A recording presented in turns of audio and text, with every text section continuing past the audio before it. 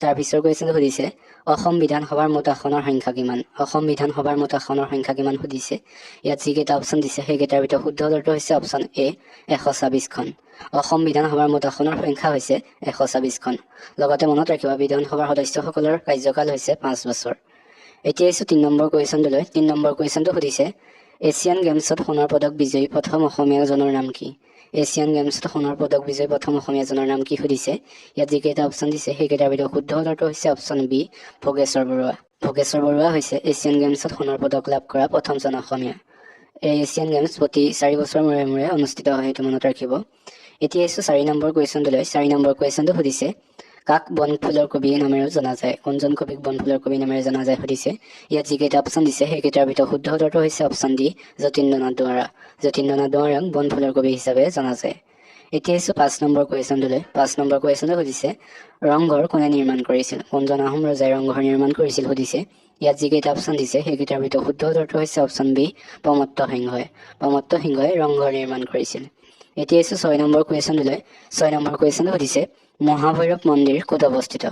মহাভৈৰৱ মন্দিৰ ক'ত অৱস্থিত সুধিছে। ইয়াত যিকেইটা অপশ্যন দিছে সেইকেইটাৰ ভিতৰত শুদ্ধ উত্তৰটো হৈছে অপশ্যন চি তেজপুৰত। তেজপুৰত মহাভৈৰৱ মন্দিৰ অৱস্থিত। লগতে মনত ৰাখিব এই মহাভৈৰৱ মন্দিৰ বানাহসুৰে নিৰ্মাণ কৰিছিল বুলি জনা যায়।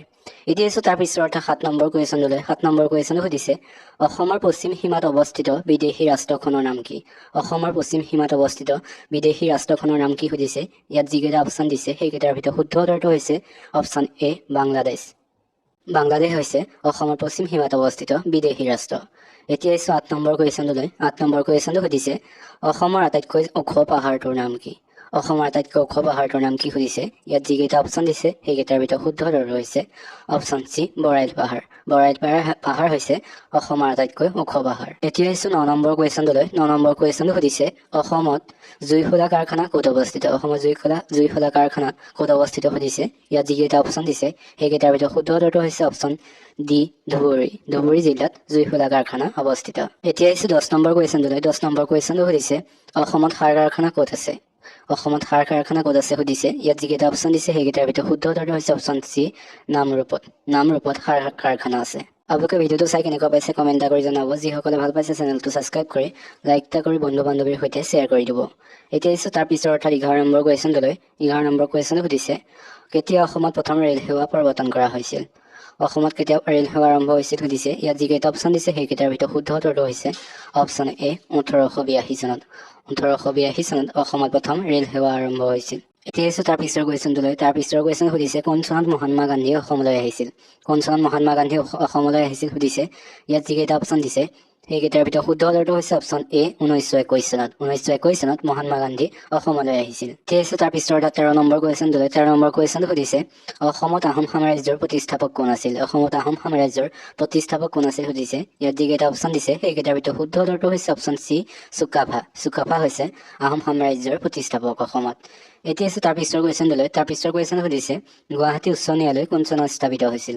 কোন চনত গুৱাহাটী উচ্চ ন্যায়ালয় স্থাপিত হৈছিল সুধিছে। ইয়াত যিকেইটা অপশ্যন দিছে সেইকেইটাৰ ভিতৰত শুদ্ধ উত্তৰটো হৈছে অপশ্যন বি 1948 চনত। 1948 চনত গুৱাহাটী উচ্চ ন্যায়ালয় স্থাপিত হৈছিল। এতিয়া আছে তাৰ পিছৰ কুৱেশ্যনটোলৈ। তাৰ পিছৰ কুৱেশ্যন সুধিছে আহোমসকলৰ কোনজন স্বৰ্গদেউক লৰা ৰজা বুলিও জনা গৈছিল। আহোমসকলৰ কোনজন স্বৰ্গদেউক লৰা ৰজা বুলি জনা গৈছিল সুধিছে। ইয়াত যিকেইটা অপশ্যন দিছে সেইকেইটাৰ ভিতৰত শুদ্ধ উত্তৰটো হৈছে অপশ্যন ডি ৰত্নধৰ সিংহ বা চুলিকফা। চুলিকফা বা ৰত্নধৰ সিংহক লৰা ৰজা বুলিও জনা গৈছিল। এতিয়া হৈছে 16 নম্বৰ কুৱেশ্যনটোলৈ।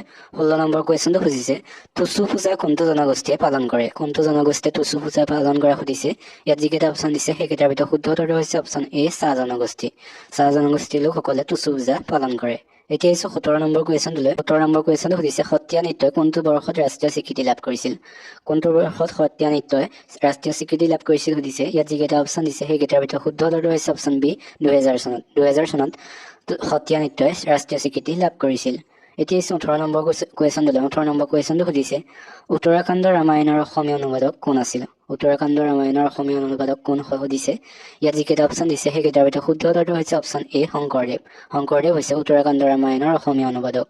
এতিয়া আহিছোঁ 19 নম্বৰ কুৱেশ্যন দিলোঁ। 19 নম্বৰ কুৱেশ্যন সুধিছে সোণাই ৰূপাই অভয়াৰণ্য কোনখন জিলাত অৱস্থিত? কোনখন জিলাত সোণাই ৰূপাই অভয়াৰণ্যখন অৱস্থিত সুধিছে। ইয়াত যিকেইটা অপশ্যন দিছে সেইকেইটাৰ ভিতৰত শুদ্ধ উত্তৰটো হৈছে অপশ্যন বি শোণিতপুৰ। শোণিতপুৰ জিলাত সোণাই ৰূপাই অভয়াৰণ্যখন অৱস্থিত। এতিয়া হৈছে আজিৰ টপ 20 শেষৰ কুৱেশ্যন দিলোঁ। শেষৰ কুৱেশ্যনটো সুধিছে অসমত কোন চনত নৌসেৱা আৰম্ভ কৰা হৈছিল? অসমত কোন চনত নৌসেৱা আৰম্ভ হৈছিল সুধিছে। ইয়াত যিকেইটা অপশ্যন দিছে সেইকেইটাৰ ভিতৰত শুদ্ধ উত্তৰটো হৈছে অপশ্যন চি 1847 চনত। 1847 চনত অসমত নৌসেৱা আৰম্ভ হৈছিল। এইকেইটাই আছিল আজি টপ 20 কুৱেশ্যন। আপোনালোকে ভিডিঅ'টো চাই কেনেকুৱা পালে সকলোৱে কমেণ্ট এটা কৰি জনাব। যিসকলে এতিয়ালৈকে চেনেলটো ছাবস্ক্ৰাইব কৰা নাই সেইসকলে চেনেলটো ছাবস্ক্ৰাইব কৰি লাইক এটা কৰি বন্ধু বান্ধৱীৰ সৈতে শ্বেয়াৰ কৰি দিব। এতিয়া আহকচোন আমি অন্য কেইটামান কুৱেশ্যন আলোচনা কৰোঁ। ভাষা সাহিত্যৰ জনক কোন? অসমীয়া ভাষা সাহিত্যৰ জনক কোন সুধিছে। ইয়াৰ অপশ্যনত দিছে ভট্টদেৱ, হেম সৰস্বতী, শ্ৰীমন্ত শংকৰদেৱ, আনন্দ কন্দলী। এই অপশ্যন কেইটাৰ ভিতৰত শুদ্ধ উত্তৰটো হৈছে অপশ্যন চি শ্ৰীমন্ত শংকৰদেৱ। শ্ৰীমন্ত শংকৰদেৱ হৈছে অসমীয়া ভাষা সাহিত্যৰ জনক। সকলোৱে মনত ৰাখিব, এইটো কিছুমানে ভট্টদেৱ দি দিব পাৰে। এই ভট্টদেৱ নহয়, ভট্টদেৱ হৈছে অসমীয়া গদ্য সাহিত্যৰ জনক আৰু শ্ৰীমন্ত শংকৰদেৱ হৈছে অসমীয়া ভাষা সাহিত্যৰ জনক। ইম্পৰ্টেণ্ট হয়, সকলোৱে মনত ৰাখিব। এতিয়া আহিছোঁ তাৰ পিছৰ কুৱেশ্যনটোলৈ। তাৰ পিছৰ কুৱেশ্যনটোত সুধিছে চন্দ্ৰপ্ৰসাদ শইকীয়াই কোনখন গ্ৰন্থৰ বাবে 1995 চনত সাহিত্য অকাডেমীৰ বঁটা লাভ কৰিছিল? চন্দ্ৰপ্ৰসাদ শইকীয়াই কোনখন গ্ৰন্থৰ বাবে 1995 চনত সাহিত্য অকাডেমীৰ বঁটা লাভ কৰিছিল সুধিছে। অপশ্যনত দিছে তৰে মৰে আলোকৰে যাত্ৰা, অন্তৰংগন, নাচপতি ফুল, মহাৰথী। এই অপশ্যন কেইটাৰ ভিতৰত শুদ্ধ উত্তৰটো হৈছে অপশ্যন ডি মহাৰথী। তেখেতে মহাৰথী গ্ৰন্থৰ বাবে 1995 চনত সাহিত্য অকাডেমী বঁটা লাভ কৰিছিল। এতিয়া আহিছোঁ তাৰ পিছৰ কুৱেশ্যনলৈ। তাৰ পিছৰ কুৱেশ্যনটো সুধিছে অসমীয়া ভাষা সাহিত্যৰ জনক শংকৰদেৱৰ প্ৰথম সাহিত্য কৃতিটো কি?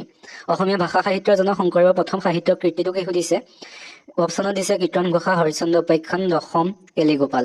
এই অপশ্যন কেইটাৰ ভিতৰত শুদ্ধ উত্তৰটো হৈছে অপশ্যন বি হৰিশ্চন্দ্ৰ উপাখ্যান। হৰিশ্চন্দ্ৰ উপাখ্যান হৈছে শংকৰদেৱৰ প্ৰথম সাহিত্য কৃতি। এতিয়া আহিছোঁ তাৰ পিছৰ কুৱেশ্যনটোলৈ। তাৰ পিছৰ কুৱেশ্যন সুধিছে তলৰ কোনখন গ্ৰন্থ সাহিত্যিক ৰংবং তেৰাঙৰ ৰচিত গ্ৰন্থ নহয়? তলত যিসমূহ গ্ৰন্থ দিছে তাৰ ভিতৰত কোনখন ৰংবং তেৰাঙৰ ৰচিত গ্ৰন্থ নহয় সুধিছে। এই অপশ্যনত দিছে জাক হেৰুৱা পক্ষী, অপশ্যন বিত দিছে মিক্সিজিলি, অপশ্যন চিত দিছে ক্ৰান্তিকালৰ অস্ত্ৰ, অপশ্যন ডিত দিছে লাংচলিয়েটৰ ক্ৰাংকো। এই অপশ্যন কেইটাৰ ভিতৰত শুদ্ধ উত্তৰটো হৈছে অপশ্যন বি মিক্সিজিলি ৰংবং তেৰাঙৰ ৰচিত গ্ৰন্থ নহয়। এতিয়া আহিছোঁ তাৰ পিছৰ কুৱেশ্যনটোলৈ। তাৰ পিছৰ কুৱেশ্যন সুধিছে সাহিত্যিক ৰংবং তেৰাঙৰ তলৰ কোনখন গ্ৰন্থ বিভিন্ন বঁটা উতলিবলৈ সক্ষম হৈছে? ৰংবং তেৰাঙৰ কোনখন গ্ৰন্থ বিভিন্ন বঁটা উতলিবলৈ সক্ষম হৈছে সুধিছে। অপশ্যনত দিছে বন ফৰিঙৰ গীত, স্মৃতিৰ পাপৰি, ৰং মিলিৰ হাঁহি, নীলা অৰ্কিড। এই অপশ্যন কেইটাৰ ভিতৰত শুদ্ধ উত্তৰটো হৈছে অপশ্যন চি ৰং মিলিৰ হাঁহি।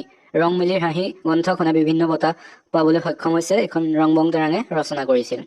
যিসকলে আমাৰ চেনেলটো এতিয়াও ছাবস্ক্ৰাইব কৰা নাই সেইসকলে ছাবস্ক্ৰাইব কৰি ল'ব। আমি এতিয়াৰ পৰা তেনে টপিক ৱাইজত কুৱেশ্যনসমূহ আলোচনা কৰিম। এতিয়া জিকে পাৰ্টটো লৈ আহিছোঁ। জিকে পাৰ্টৰ যিমানখিনি কুৱেশ্যন আগৰ বছৰসমূহত আহি থকা আৰু সম্ভাৱনীয় সেইসমূহ আলোচনা কৰিম। পিছৰ ভিডিঅ'সমূহত আমি তেনেকৈ Assam history, Indian history, Assam জিকে তেনেকৈ আলোচনা কৰিম। জিঅ'গ্ৰাফী, ইণ্ডিয়ান জিঅ'গ্ৰাফী এইবোৰ আলোচনা কৰিম। গতিকে সকলোৱে চেনেলটো ছাবস্ক্ৰাইব কৰি থ'ব। এতিয়া আহিছোঁ তাৰ পিছৰ কুৱেশ্যনটোলৈ। তাৰ পিছৰ কুৱেশ্যনটো সুধিছে জেংৰাই 1963 নামৰ বিখ্যাত কবিতাটোৰ কবিগৰাকী কোন? জেংৰাই 1963 নামৰ এটা কবিতা, সেই কবিতাটোৰ কবিগৰাকী কোন সুধিছে। এই অপশ্যনত দিছে হীৰাণ ভট্টাচাৰ্য, নীলমণি ফুকন, অজিত বৰুৱা, নিৰ্মল প্ৰভা বৰদলৈ। অপশ্যন কেইটাৰ ভিতৰত শুদ্ধ উত্তৰটো হৈছে অপশ্যন চি অজিত বৰুৱা। এতিয়া আহিছোঁ তাৰ পিছৰ কুৱেশ্যনটোলৈ। পিছৰ কুৱেশ্যন সুধিছে অসমীয়া নাট্য সাহিত্যৰ জনক কোন? অসমীয়া নাট্য সাহিত্যৰ জনক কোন সুধিছে। ইয়াৰ অপশ্যনত দিছে শ্ৰীমন্ত শংকৰদেৱ, হেম সৰস্বতী, শ্ৰীমাধৱদেৱ, দামোদৰদেৱ। অপশ্যন কেইটাৰ ভিতৰত শুদ্ধ উত্তৰটো হৈছে অপশ্যন এ শ্ৰীমন্ত শংকৰদেৱ। শ্ৰীমন্ত শংকৰদেৱ হৈছে অসমীয়া নাট্য সাহিত্যৰ জনক। এতিয়া আহিছোঁ তাৰ পিছৰ কুৱেশ্যনটোলৈ। তাৰ পিছৰ কুৱেশ্যনটো সুধিছে ডক্টৰ নগেন শইকীয়া কোনখন গ্ৰন্থৰ বাবে 1997 চনত সাহিত্য অকাডেমীৰ বঁটা লাভ কৰিছিল? নগেন শইকীয়া কোনখন গ্ৰন্থৰ বাবে সাহিত্য অকাডেমীৰ বঁটা 1997 চনত লাভ কৰিছিল সুধিছে। ইয়াৰ অপশ্যনত দিছে বন্ধ কোঠাত ধুমুহা, পাৰ্থিৱ অপাৰ্থিৱ, আন্ধাৰত নিজৰ মুখ, অস্তিত্বৰ শিকলি। অপশ্যন কেইটাৰ ভিতৰত শুদ্ধ উত্তৰটো হৈছে অপশ্যন চি আন্ধাৰত নিজৰ মুখ। আন্ধাৰত নিজৰ মুখ গ্ৰন্থৰ বাবে তেখেতে 1997 চনত সাহিত্য অকাডেমীৰ বঁটা লাভ কৰিছিল।